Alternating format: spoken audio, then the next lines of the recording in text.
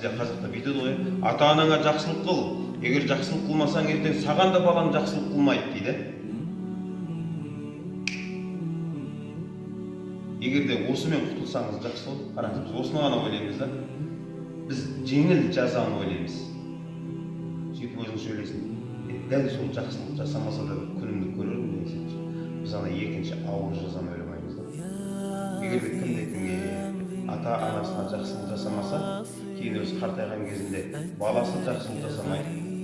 Сонымен құтылса онда әдемі. Бір бәле күніңді көресің. Кардон жесең де бір нәрсе қойды, өмірден өтесің ғой. Негізгісі кімде-кім ата анасына жақсылық жасамаса оңай жәннетке кіре алмай қалуы. Аллаға құлшылықтан кейінгі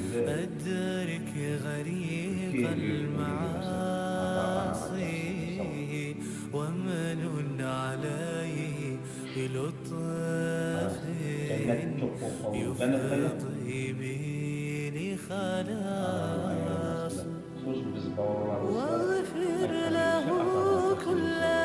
Ata-anana жақсылық жасамасаң, қартайған кезде жақсылық көрмейсің деген нәрсе әшейін. Ата-анаңа жақсылық жасамасаң, жәннетке кірмейсің деп айтып біз ғана. Сонда кішкене ояну. Ата-ананың қадірі кішкене көтерілетін шығар. Сен байқайсың ба?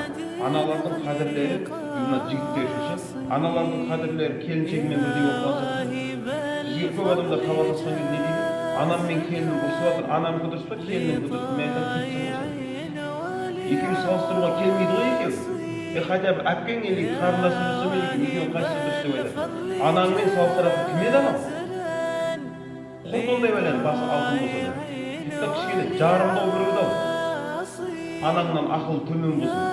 Екеуі ана мен әйел деген бар ғой, салыстыруға никак тура келмейді ғой екеуі. Анау алтын бас, анаң жынды болса да бар ғой. Қазақ не дейді? Жеткіш жеңгең қосылып бір анаңдай бола алмайды дейді ғой. Бір қатынның артында кетіп жатырмыз ғой ананы тастап. Біреулер айтады, еншісін алып кетіп қалады. Не болды анаң? Амал жоқ еді, сиысіп қалады. Жіберейін десе мына бала бар, әйтеуір дейді. Қарасаңшы, қайсысын таңдайды? Олар ойлап жатыр да, қартайғанда ары кетсе баламыздан жақсылық көрмейміз деп. Жәннетке кіре алмай қалуы